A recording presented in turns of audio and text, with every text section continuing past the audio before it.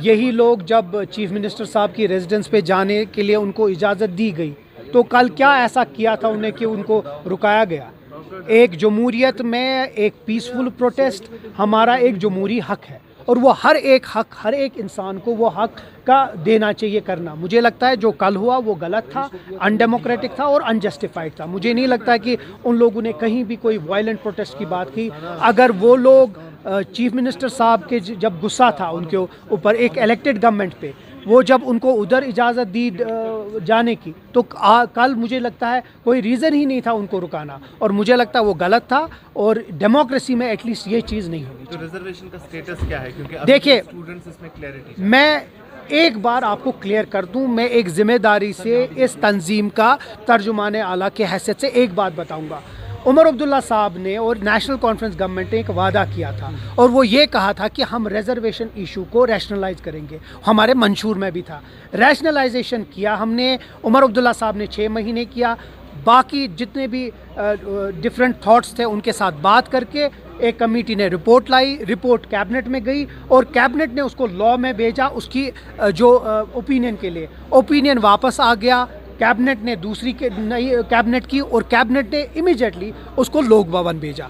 अब ये चीज़ हमारे हाथ में नहीं है, वो लोक भवन पे हाथ में है। लेकिन उसके साथ साथ हम इसको परस्यू करेंगे कि जल्द से जल्द जो राज भवन या लोक भवन है उसको जल्दी से अप्रूव करें, ताकि जो एक इलेक्टेड गवर्नमेंट ने फैसला किया है हमारे स्टूडेंट्स के लिए, उस चीज़ को हम इम्प्लीमेंट करें। क्या तनवीर साहब स्टूडेंट्स को कॉन्फिडेंस में लेना ज़रूरी नहीं है इस वक्त? मैं के साथ ही साथ कई सारी पोस्ट, कई सारी वैकेंसीज भी दिन ब दिन एडवर्टाइज होती जा रही है। हर एक चीज़ बेहतर हो जाएगा, लेकिन हम उम्मीद करते हैं कि जल्द से जल्द लोक भवन इसको साथ ले। जहाँ तक स्टूडेंट्स, बिल्कुल ऐसा कोई भी हम कोई सीक्रेसी नहीं करें, लेकिन जब हमने स्टूडेंट से बात की थी हमने कहा था कि हमारा ये सीक्वेंस ऑफ इवेंट्स जो होंगे वो ये होंगे, और वही सीक्वेंस ऑफ इवेंट्स हो रहे हैं, उसमें कहीं भी बदलाव नहीं है। अगर हमने कोई बदलाव किया होता तो हम स्टूडेंट्स को बोलते हैं अब इसमें कोई बदलाव है। कोई बदलाव नहीं है, जो हमने वादा स्टूडेंट्स से किया था वही वादे पे हम चल रही हैं। अब हम कोशिश कर रहे हैं कि लोक भवन उसको जल्द से जल्द अप्रूव करे।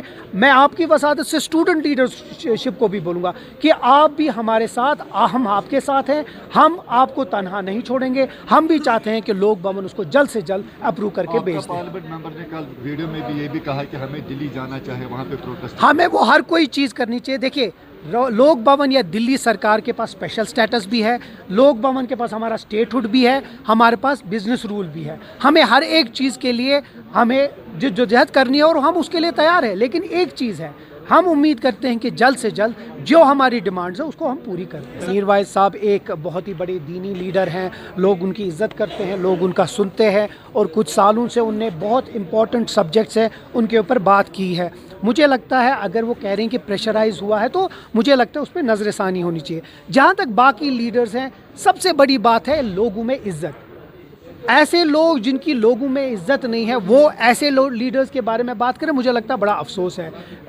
जहाँ मीर वाइज साहब के ख़ानदान ने शहादत दी है, जहाँ जम्मू कश्मीर के लोगों ने शहादत दी है, अब उसको प्रेशराइज में आके कुछ ऐसा उसके खिलाफ बात करना, मुझे लगता है वो जायज़ नहीं है, वो गलत है। मीर वाइज साहब एक बहुत ही रिस्पेक्टेबल लीडर है, और मुझे लगता है उतना ही उसके ऊपर बाहर की रियासतों में जो जम्मू कश्मीर के लोग हैं बड़ी मतलब क्रिटिसाइज कर रही है। अफसोस है। मुझे नहीं लगता है कि ऐसा करना चाहिए। एक सियासी लीडर हैं, एक मजहबी लीडर है, उसके खिलाफ कोई बात करना, मुझे लगता है बड़ा अफसोस है। साहब बोल रहे कि जब मैं निकला था ये मुझे पता है कि मैं कैसे जिंदा रहा। अब आप छोड़ दीजिए, वो उसने वैसे लोग अपने तंजीम में रखें जो अब फैमिलीज़ पे उतर आते हैं। अब ऐसे लीडर्स को क्या बात करें हम। बार बार अगर आपने देखा होगा, जो ये है हमारे पार्लियामेंट मेंबर्स, वो होम मिनिस्टर साहब से भी मिले थे, और उसी की वजह से जो MHA का ऑर्डर आया था कि ऐसा हम किसी भी जगह बर्दाश्त नहीं करेंगे। उम्मीद करते हैं कि जितने भी स्टेट के हेड्स हैं इस मुल्क में, वो जम्मू कश्मीर के लोग जो हैं उनकी